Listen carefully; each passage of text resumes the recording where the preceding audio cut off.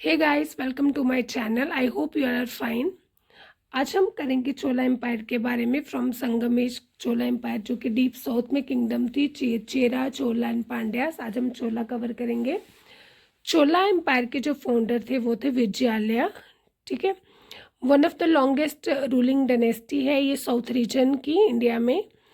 इन्होंने major role play किया है in shaping Indian culture, administration, art, temple architecture and maritime trade में।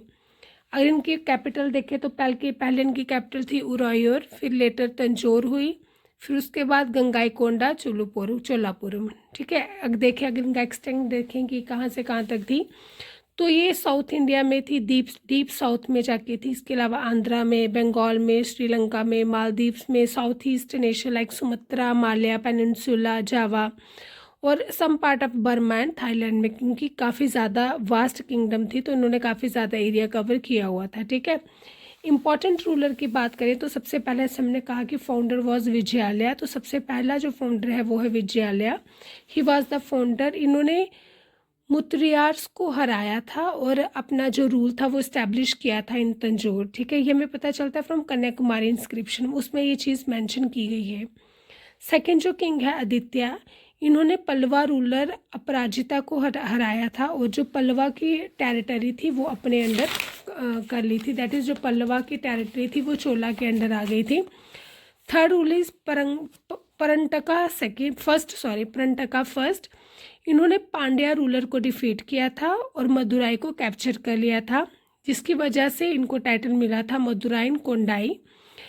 ही was the great builder of temples. ठीक है, इन्होंने कवर करवाया था roof of Nataraja temple Chidambaram, उसको कवर करवाया था विद गोल्ड के साथ कवर करवाया था और इनको टाइटल मिला था पौनवेंथ्या परंटकम।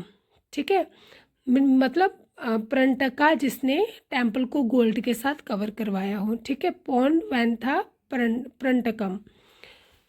इन्होंने इसके अलावा इन्होंने बिल्ड और रेनोवेट किया है। काफ़ी शिवा टेम्पल इन्होंने बनवाए थे और रेनोवेट किए थे through out Tamil Nadu.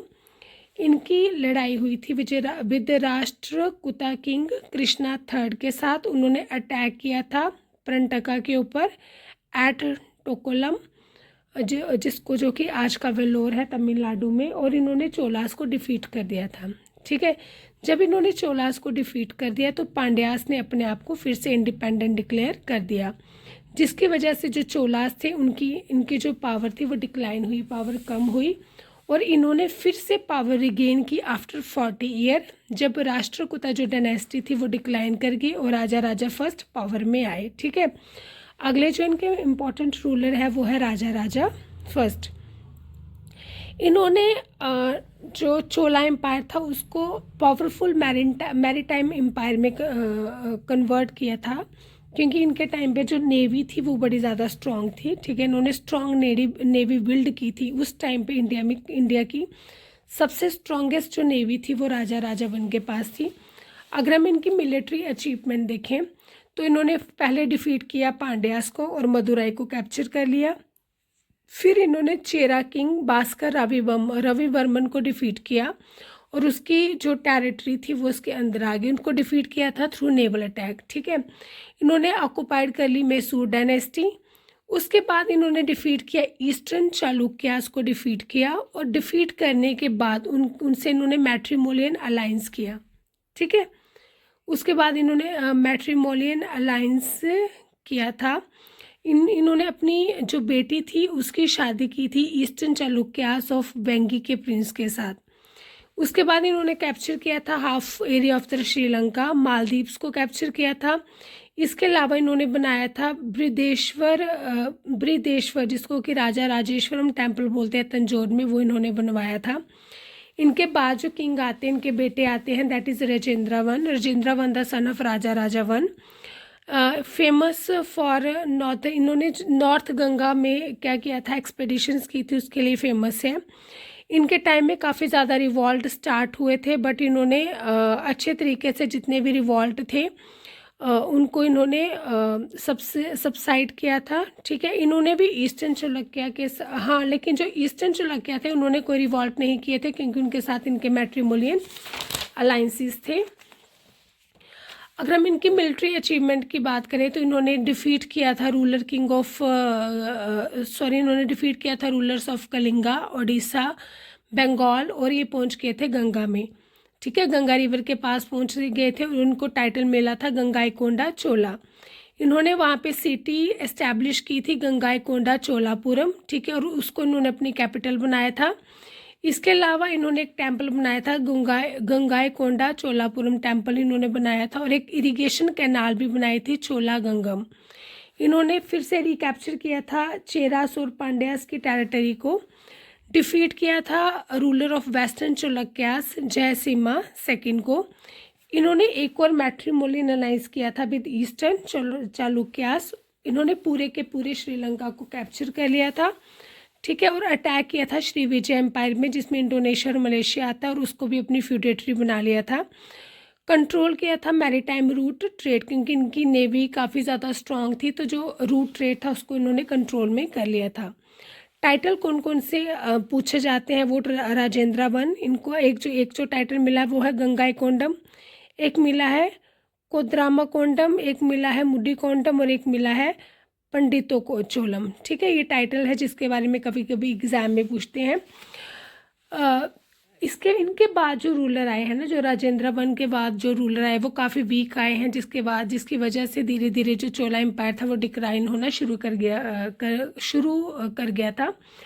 Last ruler की बात करें तो their last ruler was Rajendra third. इसको डिफीट किया था पांड्या किंग जटावर्मन सुंदरा पांड्या सेकंड ने। ठीक है, अब इनकी एडमिनिस्ट्रेशन की बात करें तो इनकी जो एडमिनिस्ट्रेशन की एरिया बड़ा ज़्यादा था, तो ऑब्वियसली इनकी जो एडमिनिस्ट्रेशन थी वो काफ़ी ज़्यादा एफिशिएंट थी, वेल ऑर्गेनाइज थी। ठीक है, एडमिनिस्ट्रेशन 2 पार्ट्स में डिवाइड थी, सेंट्रल और प्रोविंशियल में। जो सेंटर थे उसकी जो सुप्रीम अथॉरिटी थी वो किंग थी। ठीक है, जो किंग था उसको असिस्ट करती थी council of minister.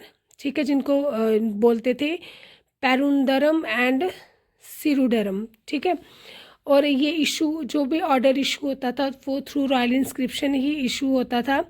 Chief secretary को बोला जाता था तिरुमंदिरा ओलाई नायगम। इसके अलावा रेवेन्यू मिलिट्री थी, और इनके पास रेवेन्यू मिलिट्री और जुडिशियल ऑफिसर भी थे। प्रोविंशियल्स की बात करें तो जो एम्पायर था वो प्रोविंस में डिवाइडेड था। प्रोविंस को बोला जाता था मंडलम, और उसका जो हेड होता था वो रॉयल प्रिंस होता था या कोई ऑफिसर होता था। ठीक है, उसके नीचे जो यूनिट था दैट इज़ वालानाडु, जिसको डिस्ट्रिक्ट कहते हैं। इसका जो हेड होता था दैट इज़ पारियांतर होता था। उसके नीचे था सब डिस्ट्रिक्ट, जिसको नाडु कहते हैं। इसका जो हेड होता है उसको नातर कहते हैं। ये बेसिक यूनिट ऑफ एडमिनिस्ट्रेशन था नाडु। ठीक है, इसके नीचे आते थे विलेज, जिनको हम कूरम या ग्रामम भी कहते थे। विलेज एडमिनिस्ट्रेशन की बात करें तो चोला एम्पायर की ये सबसे इम्पॉर्टेंट फीचर था विलेज एडमिनिस्ट्रेशन। विलेज की टाइप्स करें तो उर था, सभा था और नागाराम था। ठीक है, उर कॉमन विलेजेस होते थे, सभा और महासभा मोस्टली ब्राह्मण विलेजेस होते थे, और जो नागाराम होते थे वो मर्चेंट नगरम जो होते थे that is merchant town. Village committee होती थी, ये हमें पता चलता है फ्रॉम उत्तरामिरन इंस्क्रिप्शन है, वो हमें बताती है what village committee of Cholas. ठीक है, इसमें होते थे वैरियाम होते थे, एरिवरियाम होते थे, पौन वैरियाम होते थे और न्याय वरियाम होते थे। वैरियाम होते थे एग्जीक्यूटिव कमेटी, एरिवरियाम होते थे टैंक और इरिगेशन मैनेजमेंट करते थे। पौन वैरियम जो होते थे वो ट्रेजरी और गोल्ड के बारे में देखते थे। जो न्याय वैरियम होते थे वो जस्टिस के बारे में देखते थे।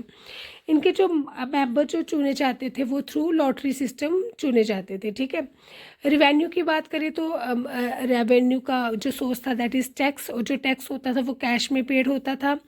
मेन जो टैक्स का सोर्स था दैट इज़ लैंड रेवेन्यू। उसके बाद इरिगेशन टैक्स लगाते थे, टोल टैक्स लगाते थे। इनके टाइम पे प्रोफेशनल पे भी टैक्स लगता था। ठीक है, जुडिशियल सिस्टम की बात करें तो लोकल कोर्ट होते थे जो माइनर केस देखते थे। विलेज असेंबलीज जस्टिस को डिलीवर करती थी। रॉयल कोर्ट होते थे जो सीरियस क्राइम देखते थे, और जो मोस्टली जो पनिशमेंट दी जाती थी वो in the form of fine दी जाती थी। मिलिट्री एडमिनिस्ट्रेशन के अगर इनके देखें तो इनके पास वेल ऑर्गेनाइज्ड आर्मी और नेवी थी। ठीक है, इनकी जो आर्मी थी उसके 3 लिम्ब थे that is elephant, infantry and cavalry. Agraharams क्या होते थे? अग्रहाम्स ब्राह्मण जो सेटलमेंट होती थी ना उसको अग्रहाम्स कहते थे। जो लैंड थी वो रेंट फ्री थी, इनका कोई रेंट नहीं लगता था। और इनको मैनेज करते थे एग्जीक्यूटिव काउंसिल। जो एग्जीक्यूटिव काउंसिल के जो मेंबर होते थे वो एजुकेटेड पर्सन होते थे, जिनके पास प्रॉपर्टी होती थी। वो 3 साल के लिए चुने जाते थे by lottery system. Art and culture की बात करें तो they were great patron of temple architecture, mostly Dravidian style. Famous temple जो उनके टाइम पे बने हैं दैट इज़ बृहदेश्वरा और गंगाई कोंडा चोलापुरम। स्कल्पचर में ये एक्सेल करते थे। इनका जो फेमस स्कल्पचर जो मिलता है that is dancing figure of Shiva Nataraja कहते हैं जिसको। शैविज्म डोमिनेंट था, शिव को मानते थे, but on the other hand Vaishnavism को भी। So guys, this is all about Chola Empire. In our next video, we will discuss about Chera Kingdom. Till then, bye bye. Have a nice day.